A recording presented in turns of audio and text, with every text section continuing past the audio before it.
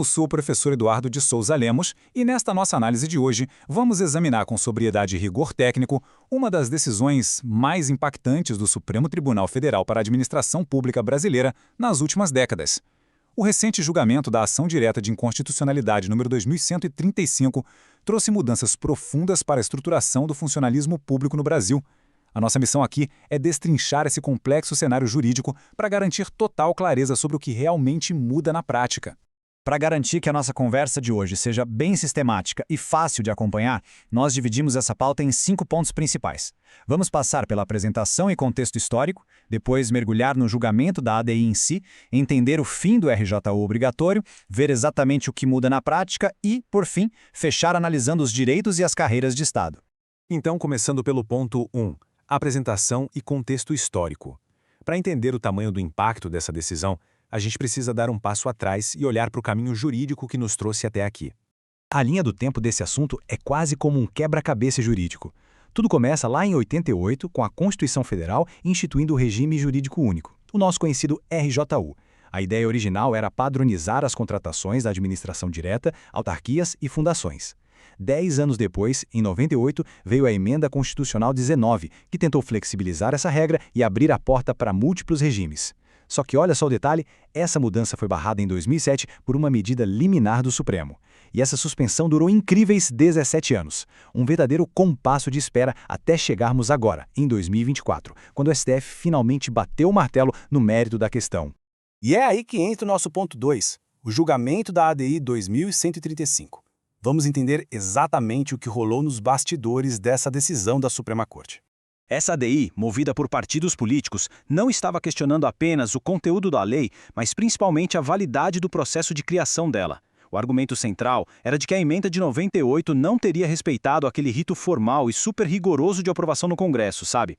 Eles diziam que houve uma falha formal no processo legislativo.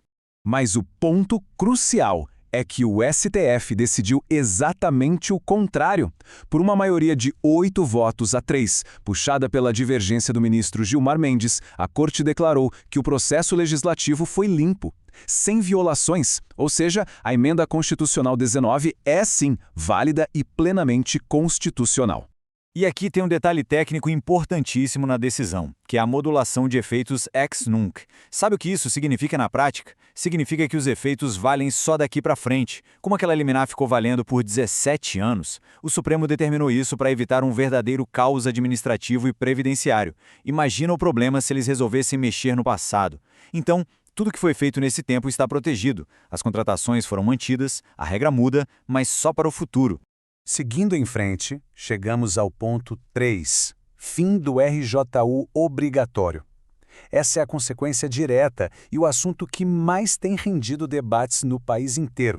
A grande quebra de paradigma estrutural é esta. A partir de agora, o Estado, em todas as suas esferas federativas, não tem mais aquela amarra de exclusividade. União, estados, Distrito Federal e municípios não são mais obrigados a adotar o regime jurídico único. Isso devolve aos entes públicos uma baita liberdade para escolher entre modelos diferentes na hora de compor os seus quadros de pessoal. Claro que, com essa flexibilidade, o que não faltou foi gente apreensiva. E aí vem aquela pergunta que está tirando o sono de muito candidato de concurso. Afinal, o regime jurídico único foi extinto? A resposta é um categórico não. O RJU de forma alguma acabou. O modelo estatutário tradicional continua firme, forte e pode ser amplamente utilizado. A grande virada de chave é que ele não é mais o único caminho. Ele apenas deixou de ser obrigatório e agora passa a conviver com outras possibilidades de contratação. Entrando agora no nosso ponto 4. O que muda na prática? Como essa convivência de regimes vai se desenrolar de fato na administração pública? Na prática, o gestor público agora joga com 2 ferramentas diferentes. De um lado, nós temos o regime estatutário, aquele que garante estabilidade após o estágio probatório, tem legislação própria e vincula o servidor ao regime próprio de previdência. E do outro, nós temos o regime seletista, a famosa CLT. Aqui não existe a estabilidade clássica, mas o trabalhador tem direito ao FGTS e contribui para o INSS. Basicamente, a máquina pública ganha fôlego e flexibilidade para decidir qual formato se encaixa melhor na necessidade de cada órgão. Mas olha só, é urgente a gente desfazer um mito aqui. A flexibilização não muda em nada as regras de ouro do serviço público.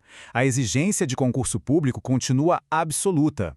Vai ter vaga via CLT? Vai, mas o ingresso exige aprovação em certame, exatamente do mesmo jeito. Além disso, o respeito ao teto remuneratório e todos aqueles princípios sagrados de impessoalidade e moralidade do artigo 37 da Constituição continuam intocáveis. E tem mais um detalhe importantíssimo para não causar confusão. A CLT no serviço público não é igual à CLT da iniciativa privada. O Supremo, por meio do tema 1022, já deixou muito claro que a demissão de empregados públicos seletistas exige motivação formal. Ou seja, mesmo não tendo estabilidade de um estatutário, o Estado não pode mandar embora de forma arbitrária. É preciso haver uma justificativa administrativa bem razoável e, claro, no papel.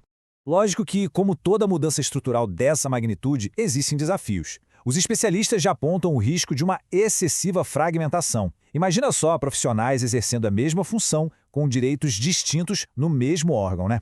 Há também o medo de um esvaziamento dos planos de carreiras atuais e um ponto super técnico, mas que pesa no bolso, a pressão fiscal sobre a arrecadação dos regimes próprios de previdência, já que a nova força de trabalho pode começar a contribuir massivamente para o INSS. E fechando a nossa pauta, chegamos ao ponto 5, direitos e carreiras de Estado. A gente precisa falar de como ficam as salvaguardas que mantêm os pilares do Estado em pé. A mensagem aqui é de total tranquilidade para quem já atua na máquina pública. O Supremo proibiu expressamente o que a gente chama de transmudação de regime. Isso significa que os direitos adquiridos estão absolutamente blindados. Nenhum servidor atual que foi concursado sob o regime estatutário vai poder ser transferido à força para o regime seletista. Fiquem tranquilos, as novas regras aplicam-se estritamente aos novos entrantes. Além disso, nós temos um consenso jurídico muito forte em torno das carreiras típicas de Estado. Sabe aquelas funções que são o coração da administração? Diplomacia, polícia, juízes, auditores de controle. Pela própria natureza dessas carreiras, que exigem um nível altíssimo de independência, elas são consideradas incompatíveis com o modelo da CLT. Portanto, essas áreas vitais vão continuar, obrigatoriamente, sendo regidas pelo regime estatutário. E para quem está estudando e se preparando para entrar no serviço público, a regra passa a ser a máxima transparência. Os órgãos terão a obrigação de deixar expressamente claro, lá no edital do concurso, qual vai ser o regime aplicável àquela vaga. Nada de surpresas. Todo mundo vai conhecer as regras do jogo bem antes de fazer a inscrição. Chegando ao final da nossa explanação, fica esta grande reflexão. A flexibilidade foi dada, mas o verdadeiro desafio da gestão pública moderna vai ser justamente descobrir como equilibrar essa busca por maior eficiência orçamentária e administrativa sem abrir mão dos pilares que garantem um serviço público impessoal, contínuo e de excelência para a sociedade. Para garantir o acesso a novas análises detalhadas, a inscrição no canal, curtidas e compartilhamentos são fundamentais para que a informação técnica e precisa chegue a mais pessoas. Um grande abraço e até a próxima!